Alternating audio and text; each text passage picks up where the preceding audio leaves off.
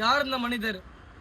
ஈரானின் அதிபராய், உலகத்தில் இருக்கின்ற போராளிகளுக்கு தலைவராய், ஒரு முன்மாதிரியாய் வாழ்ந்த மனிதர், ஈரானை பல ஆண்டுகளாக ஆட்சி புரிந்த மனிதர், அந்த மண்ணின் மைந்தராய் வாழ்ந்த மனிதர் ஆயத்துல்லா கமீனி அவர்கள் படுகொலை செய்யப்பட்டார்கள்.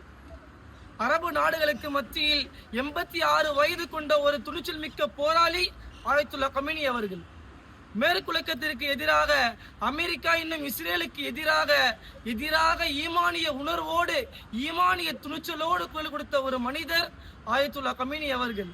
சமீபத்தில் அவர்கள் படுகொலை செய்யப்பட்ட விஷயம் நம் அனைவரின் மனதையும் புண்படுத்தி உள்ளது, கஷ்டப்படுத்தி உள்ளது. சுமார் 80களில் இருந்து 2026 வரை சுமார் 40க்கும் மேற்பட்ட ஆண்டுகளாக ஈரானை ஆட்சி புரிந்த ஒரே தலைவர் ஆயத்துல்லா கமீனி அவர்கள்தான்.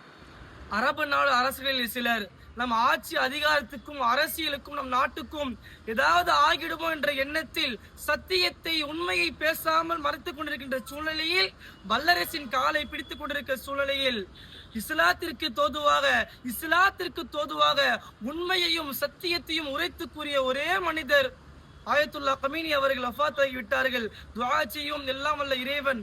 ஆயத்துல்லா கமீனியுடைய மரணம் ஷஹீதுடைய மரணம். அவர்களுடைய மரணம் ஒரு வீர மரணம்.